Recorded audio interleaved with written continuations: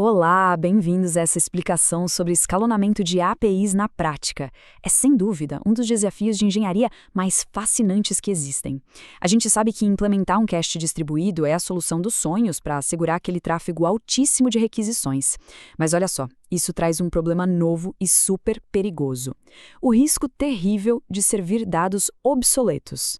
Imagina a frustração de tentar comprar um ingresso que, na verdade, já esgotou. Pois é exatamente essa dinâmica que vamos explorar na lição de hoje. A nossa agenda vai conectar o design de sistemas lá de alto nível direto com a execução prática no baixo nível. Vamos passar por 5 etapas: o desafio do cache distribuído, a arquitetura de solução prática, chaves versionadas e invalidação, executando o teste de carga e, por fim, métricas de sucesso e validação. Bora lá! Número 1. O desafio do cache distribuído, equilibrando latência e frescor dos dados.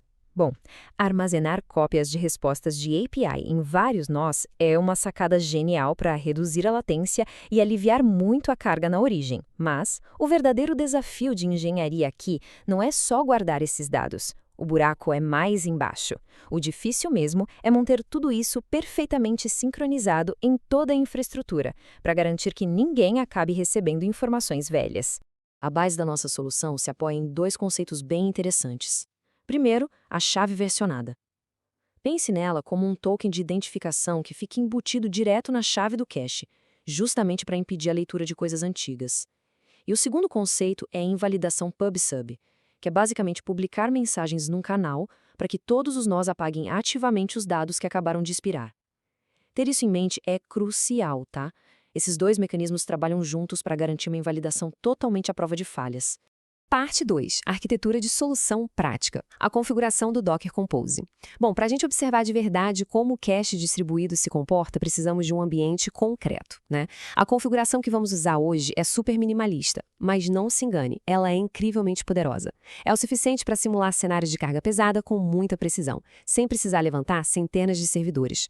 A estrutura de comunicação entre os nossos componentes é bem direta.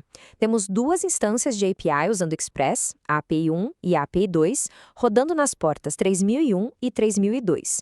Elas conversam com uma única instância do Redis, lá na porta 6379, que faz o papel tanto de armazenamento em cache, quanto de canal de comunicação pub/sub. E para fechar o pacote, temos o Vegeta, nosso gerador de carga focado em reproduzir na prática aquele estresse de um cluster no mundo real. E como funciona o fluxo de leitura? São 4 passos fundamentais. Assim que uma requisição bate na porta, a primeira coisa é dar uma olhada no Redis buscando a nossa chave versionada. Se der um miss, ou seja, o dado não está lá, a gente precisa ir ler direto na origem, e isso custa tempo e processamento preciosos, que é tudo que queremos evitar. Depois de pegar na origem, o próximo passo é salvar esse JSON lá no cache, já configurando um tempo de expiração, o famoso TTL. Só aí, finalmente, a resposta volta para quem pediu. Chegamos na parte 3, chaves versionadas e invalidação, separando identidade de frescor. Para entender o que acontece na hora de atualizar os dados, a analogia perfeita é imaginar as chaves versionadas como um escudo, uma barreira de segurança mesmo. Elas separam totalmente o que é a identidade do recurso do quão fresco ele está. E o melhor, isso elimina aquela necessidade chata de gerenciar bloqueios complexos e perigosos que poderiam literalmente derrubar a aplicação. Olhando de perto, a estrutura da chave tem um formato bem específico. Junta-se o ID do recurso com a versão atual dele, e aqui está o pulo do gado, incrementando esse número de versão sempre que tem uma atualização. A gente garante que qualquer mensagem que por acaso atrase na rede não faça o sistema entregar dados velho. O resultado disso, uma arquitetura lock-free, totalmente sem bloqueios, cortando mal pela raiz e prevenindo aquelas famosas condições de corrida.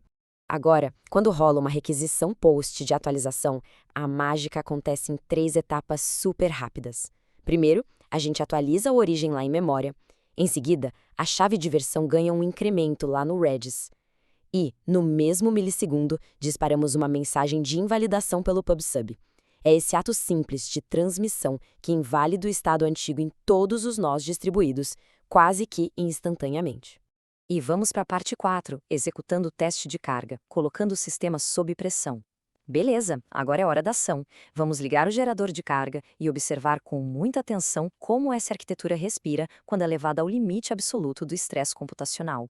O perfil de carga é casca grossa. O Vegeta vai disparar 50 requisições por segundo durante 30 segundos sem parar, simulando aquele pico absurdo de tráfego. O nosso objetivo principal aqui é o que chamamos de aquecimento do cache. É fundamental estabelecer essa linha de base bem sólida e ficar de olho nos acertos e erros no log, antes de inventar de jogar qualquer atualização nesse ambiente. E o contraste de desempenho, bom, é imediato e fascinante. Antes da atualização, o sistema fica ali perfeitinho, super estável, entregando a versão 0 com uma taxa de acerto altíssima no cache. Aí, logo após a gente simular a atualização, a transição é totalmente transparente.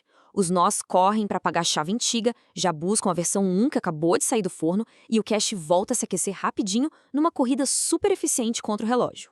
E vamos para a nossa última sessão número 5, métricas de sucesso e validação, provando que a arquitetura funciona. Vamos dar uma desacelerada rápida aqui, porque agora a gente entra na fase analítica. Em engenharia de software, a gente sabe, o sucesso de uma arquitetura não é baseado em achismo. Ele é provado de forma rigorosa, com métricas precisas e uma observabilidade impecável. Para confirmar que a nossa estratégia de invalidação realmente bate as metas ou os objetivos de nível de serviço, a gente tem 3 pontos de verificação que não dá para abrir mão. Precisamos garantir a consistência funcional dos dados, medir no cronômetro o tempo de propagação pela rede e, claro, comprovar a eficácia real do cache.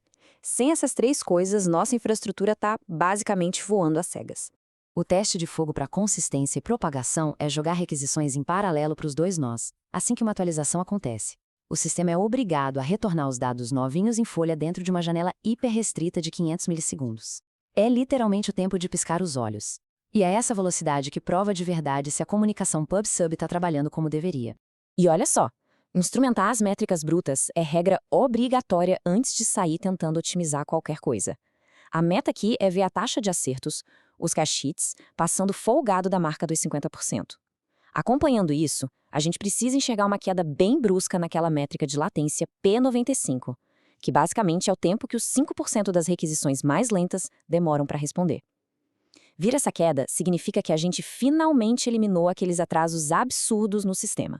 O que nos traz a esta baita lição filosófica? O caching distribuído funciona quando um caminho de leitura robusto e um caminho de invalidação robusto são projetados juntos. Ou seja, guardar os dados de um jeito eficiente é só metade da batalha, né? Invalidar tudo isso com segurança absoluta e muita velocidade é o que de fato pega um sistema básico e transforma numa arquitetura altamente escalável, pronta para sobreviver na selva da produção. Para fechar nossa explicação, deixa essa provocação no ar. Os caminhos de invalidação nas infraestruturas que vemos hoje em dia, será que eles estão mesmo preparados para a velocidade e o volume das atualizações modernas? Colocar esses mecanismos sob a lupa da observabilidade que acabamos de discutir é um passo vital para dominar a performance de sistemas escaláveis de verdade. Valeu demais por acompanhar essa explicação até aqui e a gente se vê na próxima.